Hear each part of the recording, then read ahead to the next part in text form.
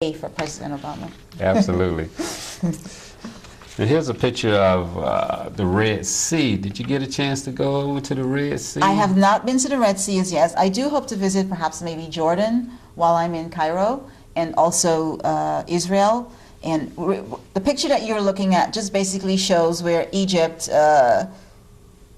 is one of its unique history is that it sits in Africa as well as Asia, and that's after, of course, they obtained the land gained from, as any of you may know, through the war with Israel. So here they've obtained the land right here, and so they uniquely sit on the border of Asia and Africa. So you'll hear many times people say, well, is Egypt in Africa or is it in the Middle East? And they're noted for being in the Middle East because of their culture, their Islamic culture, naturally. But of course, as we all know, it sits in Africa, in only for this, except for this small piece of land that sits in Asia, which is why they are referred to as being part of the Middle East. So you have Alexandria here. Which is where you see it sits on the Mediterranean Sea. Yeah, and this is where I live, right here in the crux of Cairo. Cairo. And of course, this is the Nile, which is the most unique and, of course, the longest river in the world that runs upward.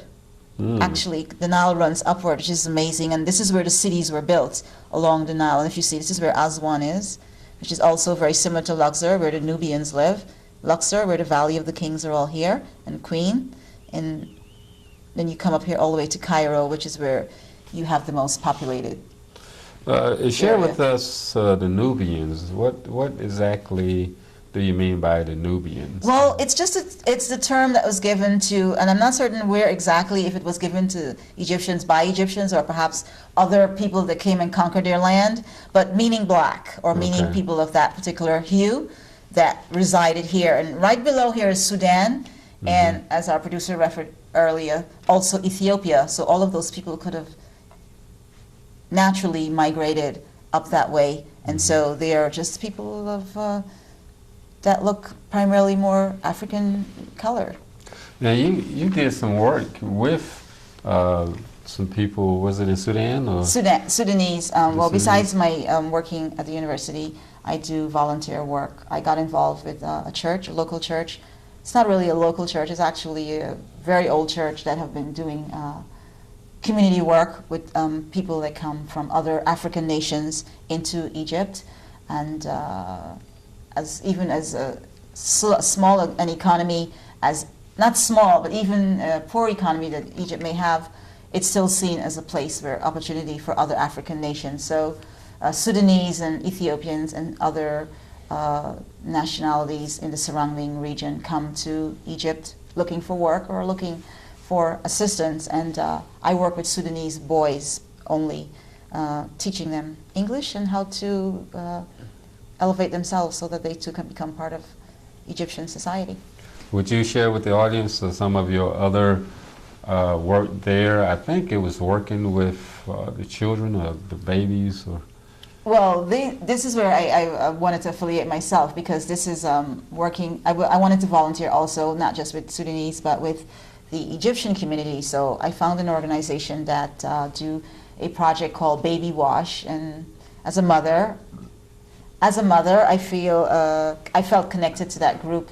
I assist, along with other European women and American women, in assisting poor Egyptian women wash their babies, because we may take it for granted, but these babies may never get another bath until we show up because of running water or because of they don't have the money. Their homes are very much they don't have that, and some of the women are probably divorced or their husbands have left because they can't afford the families. So the community goes in, we go into the community and we assist them, and we teach them how to bathe their babies and to show them that kind of attention, and it helps. I feel good about that particular project. I can certainly appreciate your outreach in that area, and I'm certain that the mothers of these children absolutely appreciate when the opportunity arises for their babies to get a washing. It's just something that we take for granted. So the water there, is the water there in Cairo, does it come from the Nile Is that the water usage? There is a running joke in Cairo that everything is coming from the Nile. So it's amazing to me. I don't know, because it never rains in Cairo. We got rain one day and I was just singing to the heavens. And actually, when I meant rain, I meant it rained for about 10 minutes. But when I say it never rains, it'll rain for maybe 10 seconds. Literally, you'll get a little bit of cloud dropping some water. So it's amazing that a city that does not get any kind of rain or liquid like that, I don't know where the water is coming from, to be honest. I don't know where in the desert they are getting their supply of water. So I am assuming it's, I don't want to assume, but I don't know exactly where. We can't drink the water. No water is drunk at all. You have to buy bottled water. It's essential when you go to someone's home that you have a bottle of water. It's not offensive to carry a bottle of water to dinner. It's not offensive to carry a bottle of water to a restaurant, because it's known that that's not what you you can't participate. They give you warnings. You can be deathly ill if you participate in that kind of not having water that is helpful to, water that is good water, considered bottled water. So it is something that you have to be primarily concerned about. So if you drink water from the faucet, you could become very ill. Yes, you can become very ill. As a matter of fact, I do a lot of my own cooking, and I don't use the water from the faucet even for my vegetables.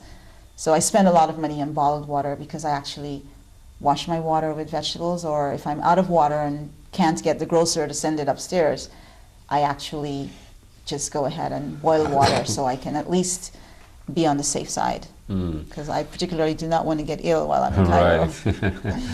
Understandable. It's my understanding that there are subdivisions just rising out of the sands. Yes, it's amazing. There's a very modern university, American University of Cairo, that's in the desert. They've built another one in the desert. There's one in the city of Cairo itself, but they've closed it, and now they've built one in the middle of the desert.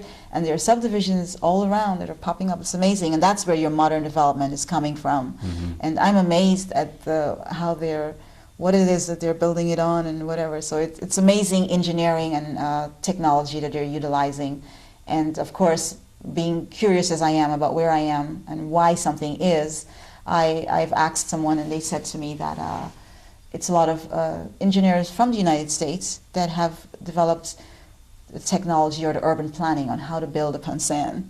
So it's amazing. Wow. Yeah, so they're utilizing that knowledge so that they can, because as you know, Cairo is just so hugely populated, and so they've got to find somewhere else to live. Did you get an opportunity to see one of these subdivisions? I hear it's gorgeous. It's an oasis. Yes, being built in the desert. Yeah, one of my colleagues was gracious enough to invite me. She's got a home out there, and it was during the holidays, during one of the Islamic holidays, and I was glad to go and see, and it's very beautiful inside, and lots of mosaic tiles, and the floors. It's awesome compared to the homes that are in the city of Cairo itself. But of course, that's your wealthy population that can't afford that, because she literally has to drive into school about over an hour and a half, which is crazy in that particular traffic. Wow. But for those who can afford it, that's where the modern development is stretching, because they've got to go outside of Cairo. There's just nowhere else you can build in Cairo. It's literally wall-to-wall housing. Yeah. Amazing. Yeah, which is why the smog and the unhealthy air is so dominant. And it's my understanding you're about to make a trip back. Yes. To Cairo. Yes. And you're more equipped this time around. Yes, I'm more equipped. I'm more confident. I think each time I've become a little bit more seasoned about why I'm there and my purpose for being there. And when I get off that plane, I'm immediately realizing my blessings to be there and to just be in a land that I know, that I feel personally connected to, because to me it's my motherland. I see myself as my ancestors coming from that particular land, and so therefore I definitely feel that connection, and